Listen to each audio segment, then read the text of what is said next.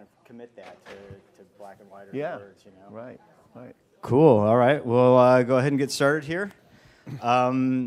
So Dale Jamieson is the founding director of the Animal Studies Initiative at New York University. He's also NYU's current director and founder of Animal Studies. Sorry, I got this mixed up. Okay. But he's also a professor of philosophy and an affiliate professor of law at NYU. But that's sort of the official version. Unofficially, he's one of the rare breed of individuals who's a incredibly deep thinker, scholar, and author, but also has the interpersonal and organizational skills necessary to move mountains, to get programs built at great institutions, which both kind of increase the legitimacy of the fields and also expand the educational capacity as well, which is very important. And he's been an incredibly good friend in that role to the Animal Law and Policy program here at Harvard Law School. So we're honored to have him, so please join me in welcoming Dale Jamieson.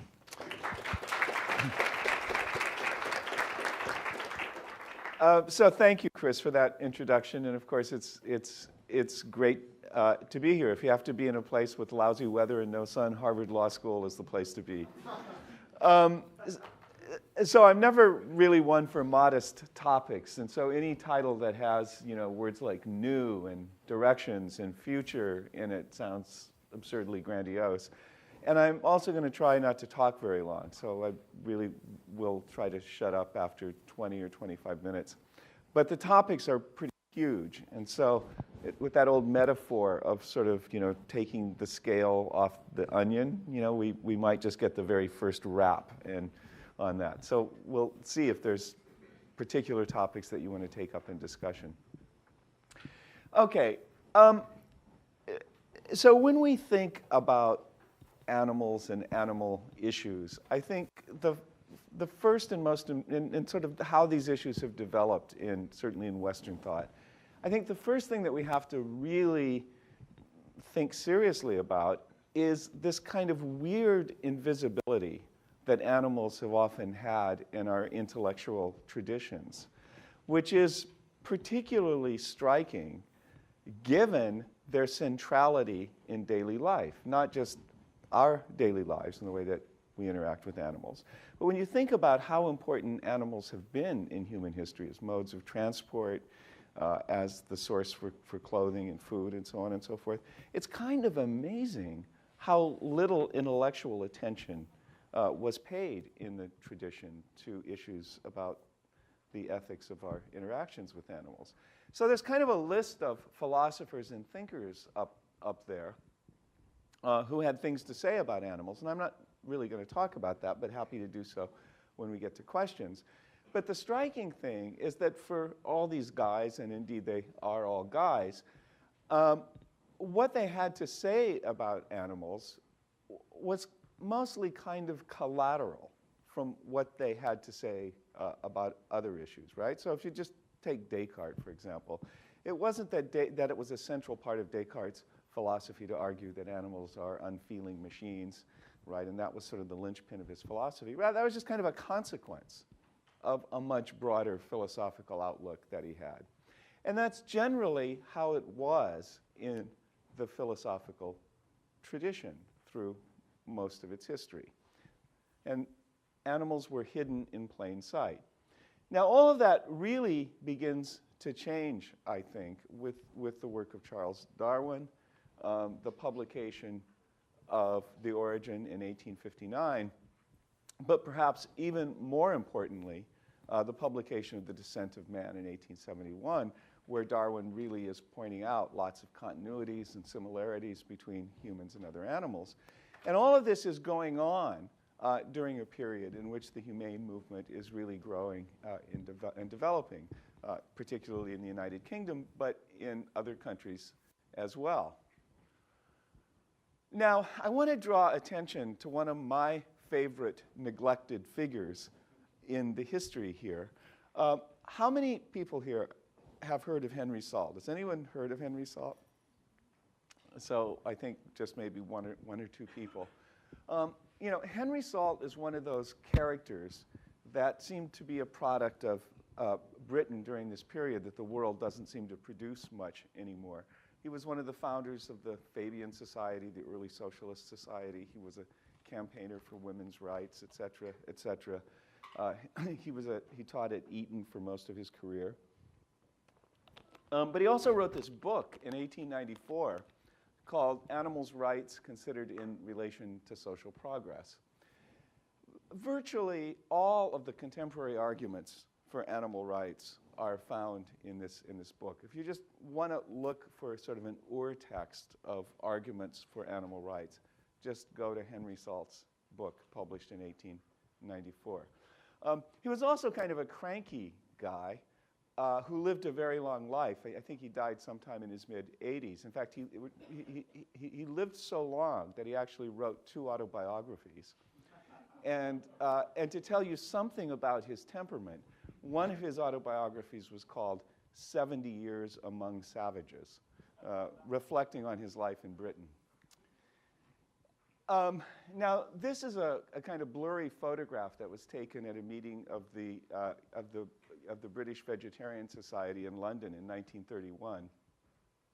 And Gandhi said on that occasion, "It was Mr. Salt's book, A Plea for Vegetarianism, which showed me why, apart from hereditary habit and apart from my adherence to a vow administered to me by my mother, never lie to your mother, it was right to be a vegetarian. He showed me why it was a moral duty incumbent on vegetarians not to live upon fellow animals." So he was historically a very pivotal figure.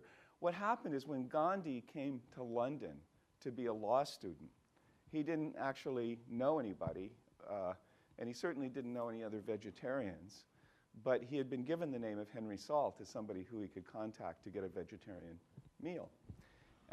And so he met Salt, and of course one of the consequences of this meeting was Salt giving him a kind of moral foundation for his vegetarianism. But another thing that Salt did was to give him a book by Henry David Thoreau, which was also Gandhi's introduction to civil disobedience as a tactic. So Salt was one of those people who was incredibly important and incredibly pivotal in all sorts of ways. Now, you know, we can fill in the history in all kinds of different ways, but the first really important, significant critique of factory farming, which really kind of begins to gin up the whole movement about how animals are treated in factory farms, was a book by Ruth Harrison published in 1964. Now, one thing that will be kind of surprising, I think, to most people is when you look and see who wrote the foreword. Rachel Carson. And again, we're still living at a time where people often think that the environmental protection movement and the animal protection movement are sort of separate beasts, if you will, or that an attempt to kind of bring them together to cooperate and to work on common issues is some sort of new idea that we should all be trying.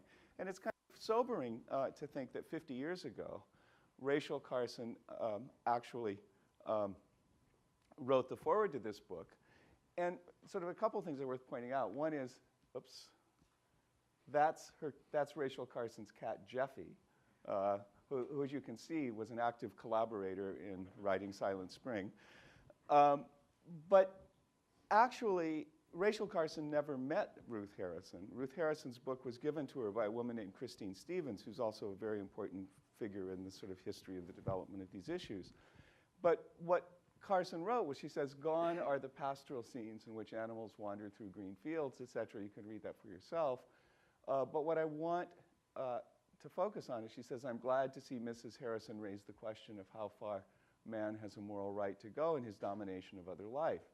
Has he the right, as in these examples, to reduce life to a bare existence that is scarcely life at all? Has he the further right to terminate these wretched lives by means that are wantonly cruel? My own answer is an unqualified no. Man will never be at peace with his own kind until he has embraced the Schweitzerian ethic that embraces decent consideration for all living creatures, a true reverence for life." So again, it's good to be reminded that in many ways, the sort of historical source of the contemporary environmental movement is so closely linked with the contemporary source of the concern about factory farming. And and we can also talk about the importance of Albert Schweitzer in this whole picture, because people do forget that Albert Schweitzer, who developed this thing that he called a life ethic, a reverence for all life, was actually the person to whom Rachel Carson dedicated Silent Spring, another fact that I think has been a bit lost to history. Okay, then we move into the 1970s and 80s when these issues begin to get great attention in philosophy, particularly in the writings of Peter Singer and Tom Regan. In 1974, Peter Singer's Animal Liberation was published. In 1983, Tom Regan's The Case for Animal Rights. Now, there are very deep philosophical differences, and again, we can talk about this more if you want. Singer is a utilitarian. Regan is a rights theorist, very much influenced by people like Immanuel Kant. There's a lot of agreement, but not total unanimity with respect to their conclusions. But for where I want to go with sort of new directions in ethics, I'm actually going to focus more on Regan, but it involves a distinction that is in different ways in the work of both Singer and Regan. Now, in the 1970s and 1980s, in moral, political, and even legal philosophy, this sort of Kantian-inspired view that only those who are capable of respecting rights can be the bearers of rights was an extremely influential view. And of course, looking back now from where we stand in 2017, this idea that infants would not be thought to be the bearers of rights, for example, looks pretty implausible in a way that it didn't look so implausible to many theorists at that time. But both Singer and Regan were concerned to argue, in Regan's case, that some animals had rights, in Singer's case, that animals had moral considerability and moral standing, despite the fact that they themselves could not respect rights. So this distinction between agents and patients then becomes a very key distinction developed most fully by Regan. So moral agents are beings that both have rights and are the respecters of rights. Moral patients can be the bearers of rights, even though moral patients are not the sorts of entities that themselves can respect the rights of others. And once you make that separation, then you can argue that many non-human animals are moral patients, not moral agents. They are the bearers of rights, although they cannot be the respecters of rights. And this also allows you to get rid of this very nice, amusing argument that Benjamin Franklin once gave. How many people know this argument? Because if you know it, I won't go over it. But if you don't know it, it's good fun. It's the sort of thing to do at lunchtime.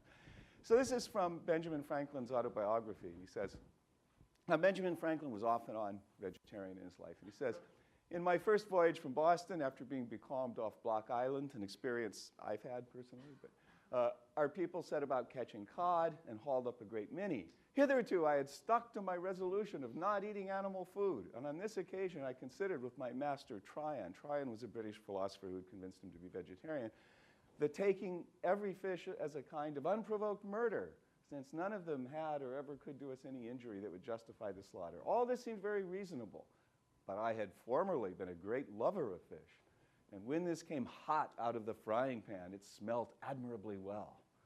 I balanced some time between principle and inclination, till I recollected that when the fish were opened, I saw smaller fish taken out of their stomachs. Then thought I, if you eat one another, I don't see why we mayn't eat you. Okay? Well, again, the response from a sort of Singer-Regan point of view is that the fish are the bearers of rights, but they aren't the respecters of rights. So the fact that one fish doesn't respect the rights of another fish doesn't in any way abrogate the rights claim of the fish in question. So this distinction gives you a nice way of dealing with Benjamin Franklin's argument here. Okay. So I'm not going to go over these quotations in any great detail. This is where Regan makes the distinction. The point I want you to see is that he actually thinks that moral patients can actually be beings that have desires, beliefs, act intentionally, have identity over time, have what he calls preference autonomy and so on. What really distinguishes them from moral agents is that moral agents have the ability to bring impartial moral principles to bear on the determination of what ought to be done. Now, this raises some obvious objections. So the first is, gee, are moral philosophers really the only moral agents? I mean, after all, it would seem that large swaths of humanity have never actually brought impartial moral principles to bear on the determination of what morally ought to be done. This looks like it's pitching agency to be very high. And then an objection that was made actually contemporaneously with Reagan was that, well, you know, moral rules don't just fall from the sky. Moral concepts, if they're not to be empty, must be based on an awareness and valuing of some difference. And can't animals be acting on an awareness of value and in that way displaying moral agency? Even though most animals, like most humans, would never actually be meta-ethicists, they still might be able to do the right or wrong thing on the basis of morally relevant factors. So even at the time, there was this concern that the criterion of moral agency was being pitched too high. And essentially, what's happened over the last few decades in the literature is that we have come to think of human moral agency in much less grandiose Kantian terms, right? The more that we've learned about social psychology, for example, the more that we've learned about how human action and choice and decision looks to be contingent on all kinds of empirical factors and so on. This sort of traditional notion that what agency is about is some kind of center of rational choice and rational decision that's unconditioned by these empirical considerations has begun to look less and less plausible. I mean, to the point that notions of responsibility are increasingly being challenged in a broad range of literatures. At the same time, the more that we've learned about animals, the more we've discovered that they can do all sorts of cool and neat things, some of that begin to look a lot like human behavior and human agency, some of which I'll be mentioning in a moment. And then generally in the social sciences, the ubiquity of agency has been a growing theme. In other words, if things like forests structure our behavior in various ways, if things like these devices that we all carry around and find information from actually structure our mental states and our behavior in various ways, is there any sense, is there any point in thinking of them as agents or quasi-agents? And there's a lot of theorizing in the social sciences that have wanted to actually think of agency as being much more distributed in these ways. Okay, so what this has meant is there's an increasing focus, rather than on some Kantian notion of agency, there's an increasing focus on thinking about agency in terms of what humans and other animals do, rather than on the basis of what principles from which they may be acting. And what we know now, pretty uncontroversially, is that many animals cooperate, reconcile, punish, reciprocate, engage in altruistic behavior, and so on. And then there's different views about what the relationship that is, those behaviors are, and being a moral agent. Some people want to say these are the building blocks of moral agency. Other people want to say this is moral agency. And there are various views in between. But this leads to the following dilemma. If moral agency is expressed in behavior, if we think of it in essentially behavioristic terms, then it looks like many non-human animals are, at least to some extent, moral agents. But if, on the other hand, moral agency requires the sort of psychological explanations given by Kant, then the idea of moral agency looks like it might be disappearing altogether. Are any of us, then, really moral agents in the traditional sense? So if you begin to think of non-human animals as displaying the characteristics of agency, the picture of ethics and animals begins to look rather different than if you're looking at it from the point of view of animals just simply being non-agential moral patients that can be the objects of things that we do, but never really the initiators of action. And again, I'm not going to spend time on this, but issues about captivity begin to look rather different if you're not looking at it just in terms of suffering. Is this moral patient suffering in captivity is a very different question than what do we think about the welfare of an animal agent who is being held in captivity. Questions about what it means to suffer take on different meaning if we're thinking of suffering not just in the sense of the ability to feel some brute pain in the sense of a certain neuronal pathway being stimulated, but if we think of it as something a little more sophisticated of the sort that patients have. And then all kinds of issues about killing begin to appear in a different light as well, including to some extent whether some predators might be thought to be responsible for what they do to prey, for example.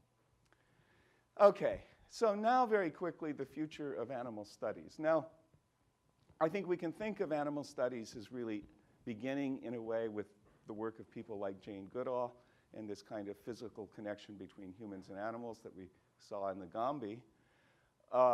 It then works through philosophy in the text that I've already mentioned. It works through the social sciences in the works of, for example, my colleague Colin Geralmack in a book called The Global Pigeon that shows how these actual physical human interactions with pigeons actually structure human life in the way that humans create cities and spaces in their immediate environments. It has worked its way through literature, where increasingly people in literary studies write about animals not as human symbols, a la Orwell's Animal Farm. What's Orwell's book called? Animal Farm? Yeah. But rather as actual living, breathing creatures with whom human interactions matter.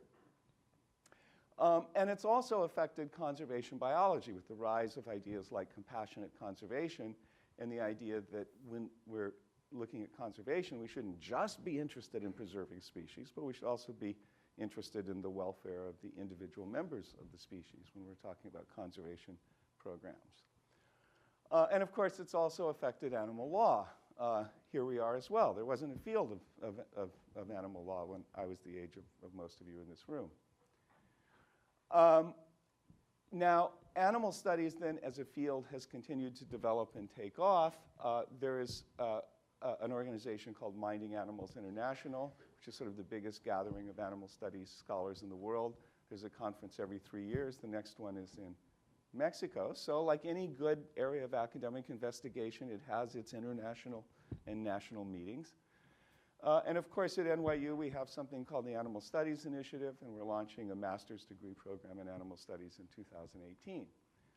But what I want to close on is really the question, I mean, what's the point of this field of animal studies then, and what is its relationship to these ethical issues? Well, the first thing to say is I don't think anyone really aspires to this. We don't think the lions are going to become vegan and we're all going to lie down together in paradise. And if I were, a meaner person than I am, I would show you a slide of animals being tortured now, and I would say, but we don't want that, right? So in some way, what we want to do is we want to move in the direction of improving the lives of these creatures with whom we share the planet. And now, what's the role of something like animal studies in doing that? Well, first of all, these questions about human relationships with animals, like all good academic questions, are intrinsically interesting. And it's amazing that in much of our intellectual tradition, we have avoided and neglected these questions. For a university, that ought to be enough to justify the interest. But secondly, if there really is to be long-term sustainable progress on any of the social issues we care about, whether it's issues of race or gender or sexual orientation, whatever these issues are, there is a kind of conceptual infrastructure of understanding, of history, of theorizing, of educating, which is required, I think, for these kind of progressive social and cultural changes to really have a foundation and a basis that can really have legs in determining change, making change possible, not just about one issue here and now, but really in terms of creating a whole different set of relationships for the future. And in that sense, I think animal studies has the same relationship to the animal protection movement that environmental studies does to environmental protection, or that ethnic studies does to issues about race, or women's studies does to issues about gender. So thank you very much for your attention, and very happy to talk about anything you'd like to talk about.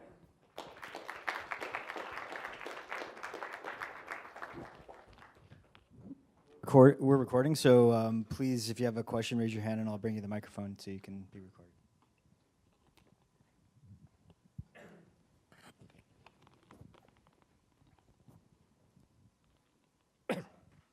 Hi. I was wondering, given the fact that religious feeling is, strong these days within the world, how could we turn to religious ideas to help advance the cause?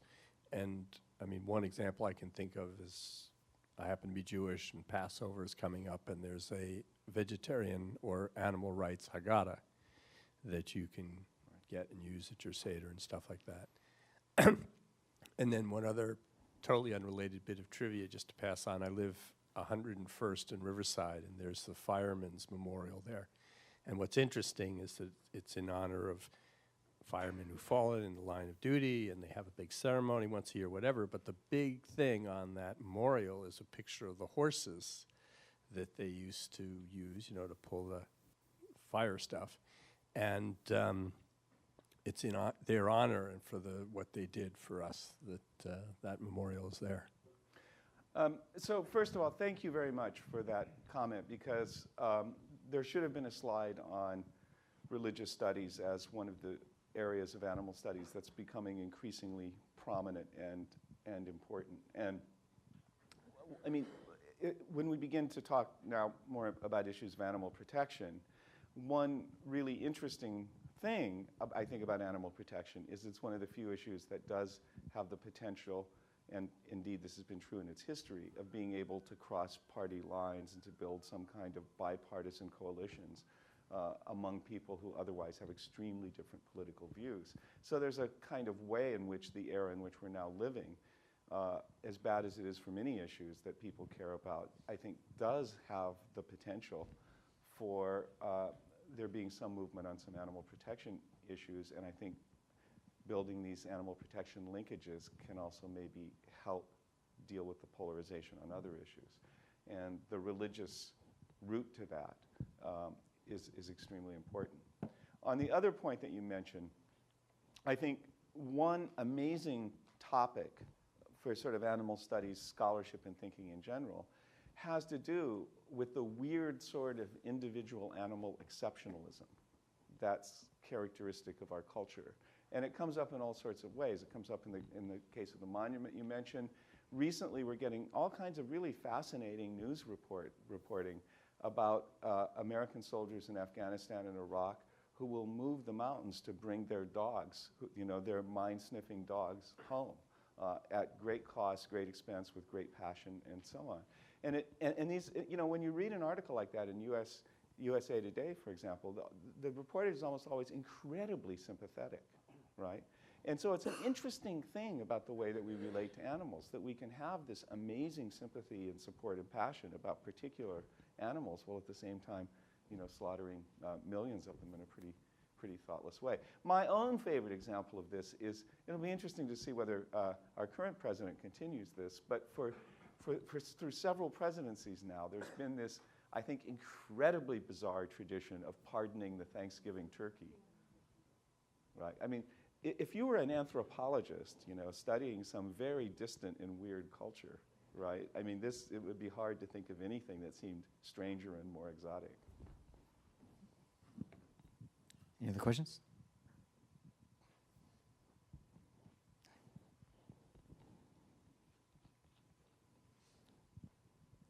I was just wondering if you've studied or given any thought to the utilitarian arguments that if your goal is to minimize suffering around the world, that one might look not just to the human community but also to animals, whether or not you're discounting their suffering by any percentage, as a way to reduce suffering by increasing animal protections or animal welfare. So I'm not quite sure I get your question. I thought where you were going was a question about reducing predation as a way of dealing with suffering. But I didn't quite understand what you were saying about discounting their suffering. Well, in some arguments I've seen, people seem unwilling to equate, say, for example, the chicken's suffering with that of a human's. Right. So I've seen some moral calculations that would weigh a chicken as some percentage less than a human being. Right. Okay, so these are very complex questions with no particularly uniquely persuasive answers, but just to kind of maybe fill out a little more where I think you're, what's your name? Kelly, where I think Kelly is going with this, is, so someone like Peter Singer, for example, wants to say that killing a person is wrong in a way that killing a non-person is not, where non-persons are animals that aren't capable of self-consciousness. And that's because there's something irreplaceable about persons, whereas he thinks animals are replaceable. This is from a particular utilitarian calculus. So if you have a chicken that is at n-degree happiness, and that chicken is painlessly killed, sort of erased from the board, and you replace that chicken with another chicken with n-degree happiness, right? In terms of the moral ledger, the two states of the world are equivalent. Now that's one sort of view. A second sort of view, I mean there's many views, but a second sort of view would say there's no categorical distinction between self-conscious persons and other kinds of animals, because if you want to take that form of reasoning, well, why not wipe out a person and replace that person with another person who would not otherwise have existed? It looks like the universe should be actually indifferent between those. A second sort of view would say, well, there is a kind of discount rate that attaches across different animals. Like we don't think, for example, that that swatting a fly is the same as killing a gorilla, for example. But what exactly is that discount rate, and what kind of neutral, impartial basis do we have for trying to calculate that? Yet another view, where this becomes more intense, becomes practical, is in areas of factory farming, for example. So most people think it's probably worse to kill a cow or a pig than it is to kill a chicken. Now, not everybody thinks that, but many people think that. But if you can feed, say, 100 people from one cow and one person from one chicken, so you have to kill 100 chickens to equal the nutritional value of, say, one cow, how does that moral trade-off work? Is it better to kill more chickens and fewer cows, or is it better to kill fewer cows and actually more chickens? So there's a lot that hangs on this question, but this is all the stuff of argument. So. Great. Anybody else? There we go.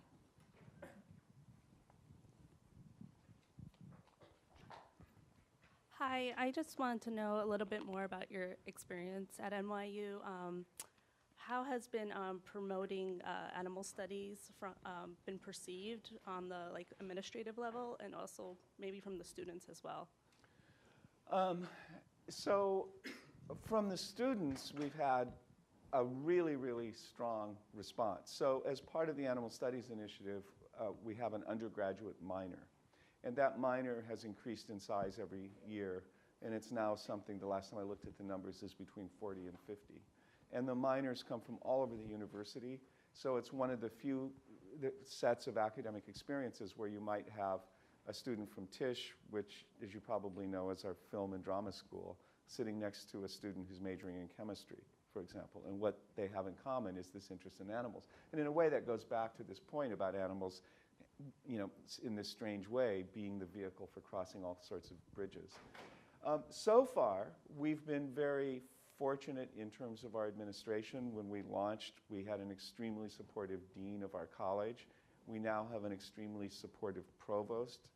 At the same time, it's probably been a bit of an advantage at NYU that NYU as a university has historically been more sort of arts, humanities, social science, professional school orientation, and not particularly, the sciences have not particularly had a hugely strong presence, although that's beginning to change.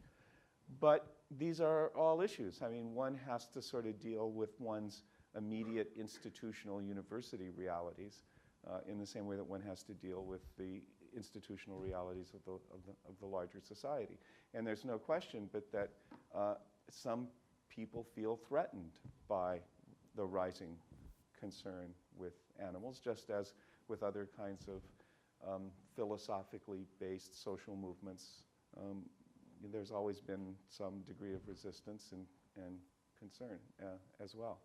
But I think a lot of it has to do with how we conduct ourselves. And this program here, like our program at NYU, conforms to the highest standards of scholarship and community norms of discussion and debate. And I think as long as we continue to do that, we're on pretty safe ground.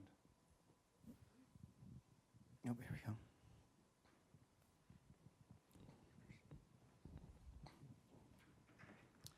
Could you say a bit more about what research program or research agenda for the mid to long term would be most instrumental in moving us in the direction that's the opposite of the torturing animals? So, one is inclined to give a lot of bad the first bad metaphor that comes to mind here is there's so much low-hanging fruit. But of course, that's not the way to talk about animals, is it? There's just so much to be done and so many interesting issues. So I think generally issues about the animals we use for food are hugely important issues. I myself have a particular growing interest in aquaculture in particular, and I'm interested in aquaculture for two reasons. One is issues about the welfare of marine animals, if they're not mammals, is almost entirely off the table. There's essentially no legal protection for the welfare of fish, for example. And yet, at the same time, there's huge amounts of these marine animals that are actually, killed in ways that we would think were completely horrific. And then, of course, there's also a strong environmental side, particularly to the aquaculture business. So I think the whole area of food animals, there's a huge amount to do both for terrestrial and marine. I think when it comes to animals and science, the issues, at least that I'm personally most interested in now, are those that are coming up with respect to this CRISPR technology. I don't know how many of you here are aware of this, but this is this kind of emerging technology, which in a way isn't new. It's essentially a technology that it's a gene splicing and insertion technology. But what's new about CRISPR is that it's now become incredibly precise and incredibly cheap.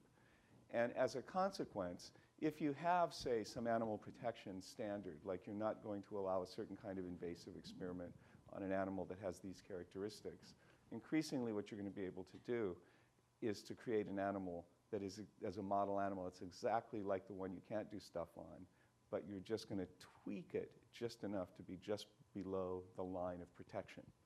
And so CRISPR actually, I think, has the potential to bring back animal experimentation in a way that I think it's sort of been in relative decline from. So I think those issues where sort of technology generally confronts animal issues are hugely important. They also come up, the technology and animal interface comes up as well, because with virtual reality, it looks like there's all kinds of things that we do with animals now in zoos and so on that we can do in other ways. Some of these technologies also allow us to protect animals, for example, in conservation situations that we couldn't before as well. So I think that is a really fruitful interface. So is that enough? We have a question over here, but yeah, we actually had a person at our Animal Welfare Act 50 conference from MIT who was talking about using CRISPR to both reduce the physical pain sensation of farmed animals and also increase their psychological well-being as well. It's pretty fascinating. Yeah. Well, we always, part of what happens with technological innovation is well, it doesn't matter, it can be an iPhone. We always get told about the good things that it's going to do, and then somehow it ends up doing other things as well, and it's a big surprise to everyone. So I wonder to what extent you've concerned yourself with Richard Ryder's painism. And to me, it's a brilliant concept, and I think it has the potential to resolve several of the conundrums that are posed by utilitarianism. So I've just wondered how much you've thought about it and what side you come down on and how you evaluate it. Yeah, so it's been a long time So I think I should just beg off, not because it's not an important question or an important concept.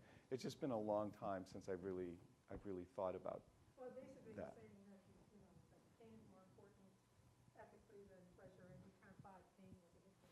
Yeah, so there is a view, a long-standing view in the philosophical literature called negative utilitarianism. And I think that's maybe what painism is, which basically says that, that there's an asymmetry between providing benefits and causing pain. And so our fundamental moral injunctions are to avoid causing suffering, not to provide benefits. Without going through all the philosophical bells and whistles, the way that objections to that view get played out is through lines of argument that try to show that there is no clear distinction in many cases between causing pain and providing benefits. So that's the way the discourse goes on that topic. Thanks for some of the psychological breadth that you provided, philosophical breadth that you provided in your talk. I'm kind of interested in this area that you were focusing on about Reagan's deontological divergence from the utilitarian arguments that Peter Singer lays out, and thinking about animals not as units of minimizing harm and maximizing reduction or agents, but rather patients, as you're kind of describing it in this framework.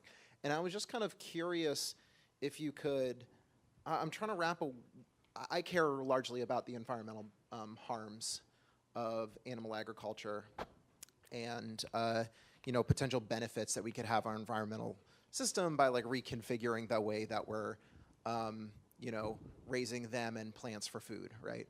So I was just wondering if you have kind of any ideas, or if you've touched upon how this deontological reframing of animals as patients, what that might have to say about the harms that our agricultural system is causing to the environment in a way that's typically been kind of relegated to the utilitarian sphere of like, oh, we have to minimize that, or we have to like maximize well-being towards the approach of the Garden of Eden.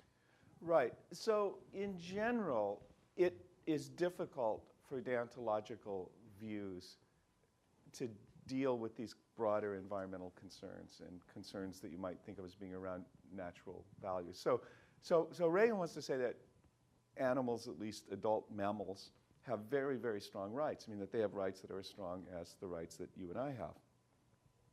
But what about ecosystems and trees and so on and so? Well, they don't matter at all because they're neither agents nor patients on this kind of scheme. And so Reagan was actually one of the people who sort of kind of fed some of the conflict, you might say, between animal protection and environmental protection people, at one point denouncing certain fairly popular views in environmental philosophy as ecofascism. But that's another story.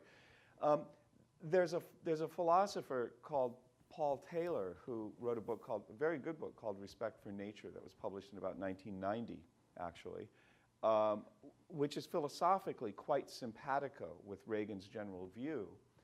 But Taylor actually tries to extend it in a way that really involves acknowledging rights, not unlike the sort of thing Christopher Stone was trying to do in Should Trees Have Standing, essentially acknowledging rights for natural, non-sentient beings. But the problem that you get into there is, first of all, some of the consequences just seem at some point to be absurd. But the other problem is that nature, has this kind of holistic dimension as well. And there become real questions about how far this conceptual framework that focuses on individual rights can really extend beyond the paradigm cases. And we run into that with animals as well, right? I mean, when Stephen Wise argues about chimpanzees being the bearers of rights, that's pretty hard to resist, even for people who aren't all that animal friendly. But when we get to lobsters, people start to wonder, and what about if we're talking about really kind of flocking animals that usually present themselves to us in large swarming masses? Do we really think that each individual thing is really the thing to be thinking about here? So those are the kind of issues, anyway, that come up.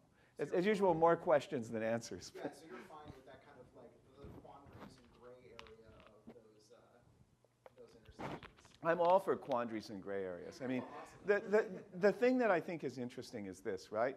It's like when Lincoln issued the Emancipation Proclamation.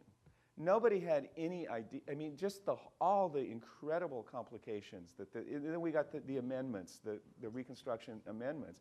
Nobody had any idea what all this was going to mean. And there were people contemporaneously who were arguing like, well, this might all be good in principle, but what's this going to do to our regime of property rights? And how is this all actually going to end up being fully implemented and played out?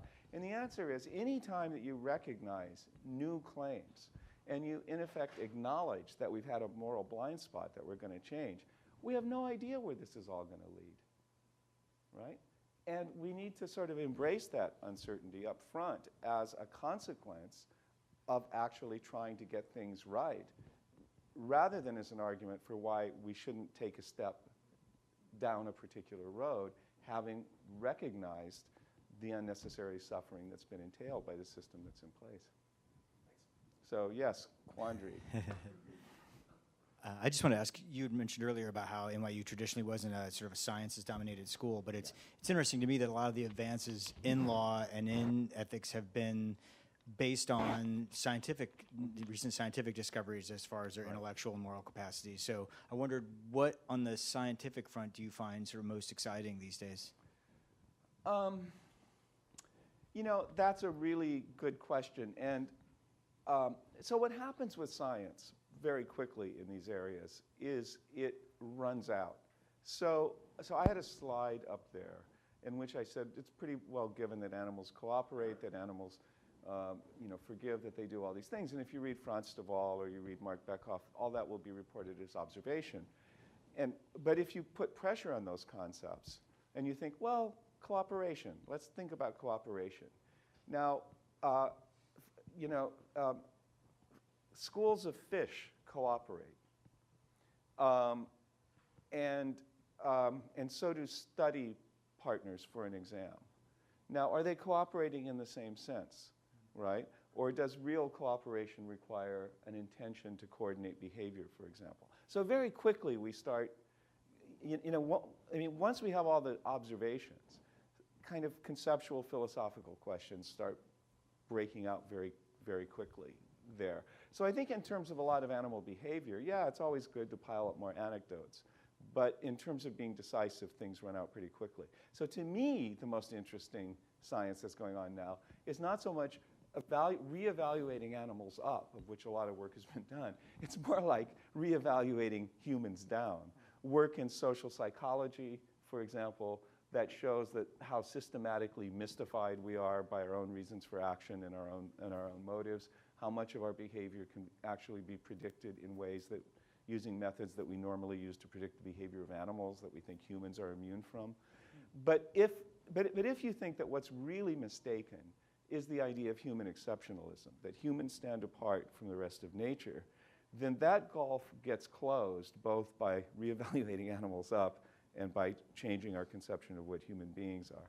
And to me, the most interesting work in the last few years has been in reconceiving ourselves and the kinds of creatures we are. Any other final questions? All right, we're going to wrap it up there because folks have to get to class, but I'm sure Dale's happy to stick around for a second, answer any of the questions you might have. So please join me again in thanking Dale Jamieson. Thank you.